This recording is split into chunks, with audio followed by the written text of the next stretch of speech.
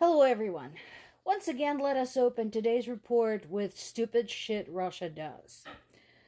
First things first, well, obviously attacking Ukraine is stupid by default. Right now, the attacks are increasing since they have received some boost from North Korea. Another reminder to everybody in the world trying to sanction things out. That doesn't work on terrorist states, but the first portion of this headline is particularly interesting. What does it mean? Russian troops punished for drink and drugs. This is what it means. Basically, if you're a Russian soldier and you use drugs and you get drunk too much, you're gonna send to the Storm Z unit. Whether or not you might be a former prisoner, that is a toss-up, although it's very likely at this point. But basically, those Storm Z units are considered cannon fodder.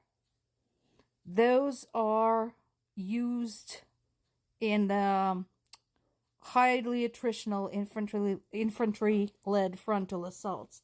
So basically, you are what they will throw ahead of everybody else into battle. If that's not motivation to stop getting drunk while in service, I don't know what is. But you know what? Considering so far how many incidents there have been where either Russian soldiers got drunk and killed each other, or Russian soldiers got drunk and gave away their locations to Ukrainian soldiers who then killed them. I don't see that this particular attempt to dissuade them from using alcohol and drugs is going to work. I don't care.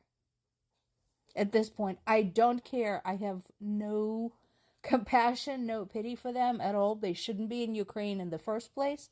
So if that's the particular way they choose to destroy themselves, that's fine. And once again, Russian delegation embarrasses itself at the UN Assembly. Basically, yesterday, Western countries repeatedly called on Russia to stop, first of all, suppressing the opposition, stop interfering with the freedom of speech and freedom of press, and of course, end the war in Ukraine. Including the war crimes and human rights violations that they're so well known for at this point.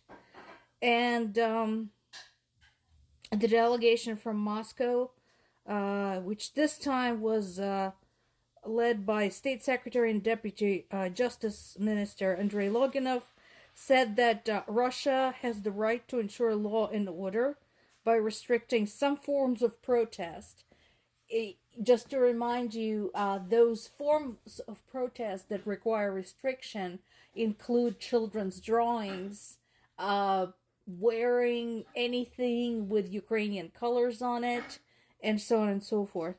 And said that Russia's special military operation in Ukraine had no relation to the subject matter. None whatsoever. Some good news in the south. It is now confirmed that Ukrainian troops indeed secured a foothold in that direction. So I've shared those maps in the past. If you want a reminder, pop over to Google Maps and pull up Kherson. Okay, pull up Kherson region, and this particular screenshot shows you how to spell it. And look where the Dnipro River crosses it, so you can see where Ukrainian troops were able to cross and where they had secured a foothold. So the story that Russian media had to pull a couple of days ago is true.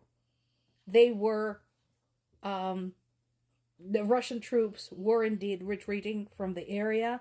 Whether or not Russian media denies it or Russian government denies it is of no importance, because it is happening. It is true. Well done, Ukrainian armed forces.